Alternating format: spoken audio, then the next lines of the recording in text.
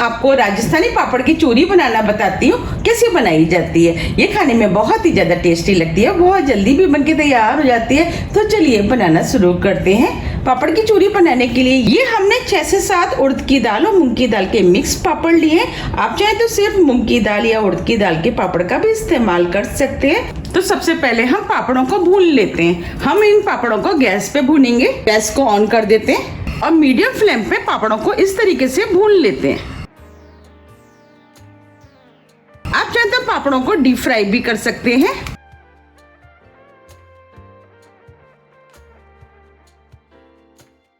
देखिए ये पापड़ भुन गया है। अब हम दूसरा पापड़ भून लेते हैं। जैसे हमने पहले वाला भुना था उसी तरीके से इसको भी भूनना है।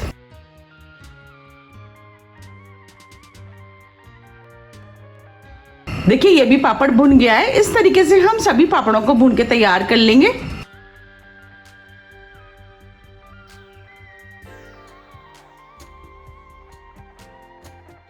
अब ये सभी पापड़ भुन गए हैं। अब हम पापड़ों को इस तरीके से तोड़ करके पापड़ की चूरी कर लेते हैं।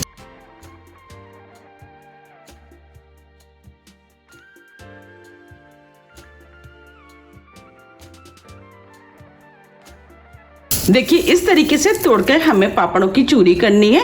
इसके पीस ना ही ज़्यादा बड़े हैं और ना ही ज़्यादा छोटे। हम इस तरीके से सभी पापड़ों को तोड़ लेंगे। ये हमने सभी पापड़ों की चूरी कर ली है। अब हम इसके अंदर मसाले मिक्स करेंगे। ये हमने आधी टीस्पून काला नमक लिया, वो डाल देते हैं। नमक आप अपने टेस्ट के अनुसार थोड़ा सा कम या ज़्यादा भी कर सकते हैं। 1/4 टीस्पून भुना वाला जीरा जिसे हमने पीस लिया वो भी डाल देते हैं। 1 टीस्पून लाल मिर्च। मिर्च आप अपने टेस्ट के अनुसार थोड़ी सी कम या ज्यादा भी कर सकते हैं। 1 टीस्पून चाट मसाला, इससे चटपटा टेस्ट आएगा। 1 टेबल स्पून देसी घी, इससे फ्लेवर अच्छा आता है, चूरी खाने में भी टेस्टी लगती है। अब हम सभी चीजों को मिक्स कर देते हैं। अब ये सभी चीजें अच्छे से मिक्स हो गई हैं। अब ये चूरी बनके तैयार हो गई है। आप इस चूरी को 10 से 12 दिन के लिए एयरटाइट डब्बे में भर करके रख सकते हैं और जब भी आपकी खाने की इच्छा है आप निकाल करके खा सकते हैं। अगर आपको इस चूरी को और भी ज्यादा टेस्टी बनाना है और तुरंत बना करके खाना है तो आप इसके अंदर प्याज डाल सकते हैं। ये हमने एक मीडियम साइज की प्याज ली है जिसे हमने छोटे पीस में काट लिया है, वो डाल देते हैं। ये हमने एक बड़े साइज का टमाटर लिया है जिसके हमने बीजों को निकाल दिया है, वो डाल देते हैं। 1 हरी मिर्च, मिर्च आप अपने टेस्ट के अनुसार थोड़ी सी कम या ज्यादा भी कर सकते हैं। थोड़ा सा हरा धनिया। ये हमने 1 नींबू का रस लिया, वो भी डाल देते हैं। इससे चटपटा टेस्ट आएगा और ये खाने में भी टेस्टी लगेगी। अब हम सभी चीजों को मिक्स कर लेते हैं। हम इस तरीके से जब चूरी बना के खाते हैं तो चूरी खाने में बहुत ही ज्यादा टेस्टी लगती है। अब ये सभी चीजें मिक्स हो गई हैं। अब ये चूरी बनके तैयार हो गई है। अब हम चूरी को सर्व कर लेते हैं। आप देख पा रहे हैं कितनी बढ़िया चूरी बनके तैयार हुई है। आप इसे बनाइए, खाइए, फिर मुझे कमेंट्स करके जरूर बताइए कि आपको ये कैसी लगी। आप इसे खाने के साथ साइड डिश के रूप में खा सकते हैं।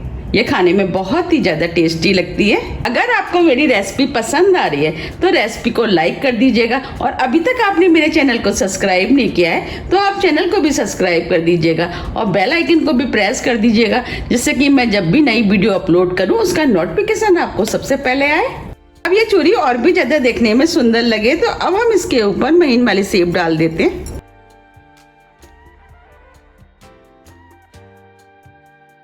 थोड़ा सा हरा धनिया। अब ये चूरी बनके तैयार हो गई है। आप देख पा रहे हैं कितनी बढ़िया लग रही है और ये खाने में भी बहुत ही ज्यादा टेस्टी लगती है।